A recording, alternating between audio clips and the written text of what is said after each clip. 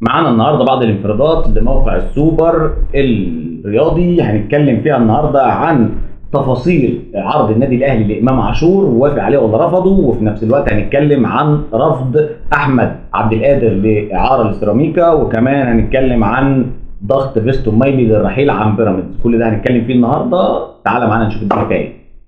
اول موضوع معانا هو امام عاشور والعرض اللي قدمه له النادي الاهلي للتجديد، وبالتالي النادي الاهلي الفتره الاخيره بيقدم عروض لبعض اللعيبه لتجديد ورفع سقف الرواتب شويه بالتعاون مع شركه الكوره، وبالتالي موقع السوبر علم بتفاصيل العرض اللي قدمه لامام عاشور، وهو 40 مليون جنيه للموسم على موسمين، وبالتالي ينتهي عقده 2030 بدل 28. اما امام عاشور رفض العرض، وبالتالي هو عاوز 60 مليون جنيه يزيدوا كل سنه 5 مليون جنيه نفس الموسمين، وبالتالي هنا النادي الاهلي في انتظار جلسه جديده مع امام عاشور لما يرجع من الاجازه الصيفيه بتاعته، بالاجتماع معاه مع شركه الكوره مع المدير الرياضي الكابتن محمد يوسف، ونشوف التفاصيل اللي جايه يبقى فيها ايه، واي جديد هنوافيكم بيه. اما تاني موضوع معانا هو احمد عبد القادر يتمرد على النادي الاهلي ويرفض الاعاره، وكنا انفردنا قبل كده على موقع السوبر عن طريق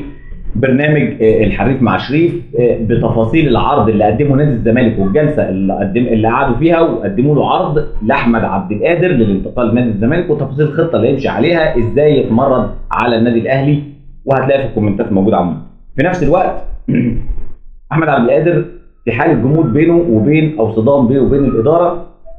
هو عاوز اما تسيبني امشي نهائي او تديني فرصتي العب بشكل اساسي مع الفريق. اما الخروج اعاره مع التجديد ده شيء مرفوض بالنسبه له، وصرح مصدر مقرب من اللاعب لموقع السوبر ان اللاعب عاوز يحدد مصيره في الفتره القادمه، اما انه يكمل او اما انه يمشي بشكل نهائي. اما مبدا الاعاره مع التجديد هو شيء مرفوض بالنسبه له، وبالتالي هنا قال المصدر ان اللاعب رفض رسميا فكره الاعاره لسيراميكا كليوباترا. وهنا كمان على الجانب الاخر النادي الاهلي بيطالب اللاعب بالتجديد ثم الخروج اعاره محليا او خارجيا او كاحتراف، وبس الاول تجدد، وبالتالي هو ده اللي بيرفضه اللاعب، والاهلي بيعمل كده تحسبا وتخوفا من انتقال اللاعب لنادي الزمالك بشكل مباشر او بشكل غير مباشر عن طريق الكباري. وحاليا الاداره بتسعى لتجديد اللاعب قبل خروج اعاره، وبالتالي اللاعب لو هيخرج اعاره بدون تجديد هو موافق،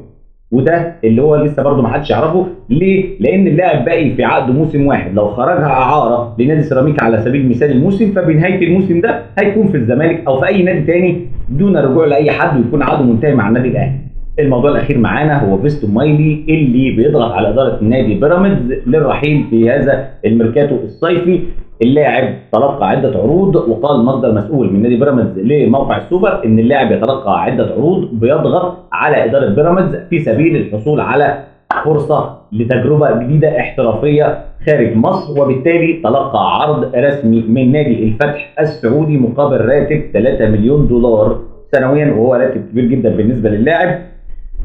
في نفس الوقت نادي بيراميدز فعل بند تجديد موسم اضافي لفيستون مايلي. فيستون مايلي كان عقده ينتهي الموسم الحالي، فبالتالي يمشي فري نهايه في الصيف الحالي، وبالتالي اداره بيراميدز فعلت بند تجديد من تلقاء نفسها طبعا باراده منفرده،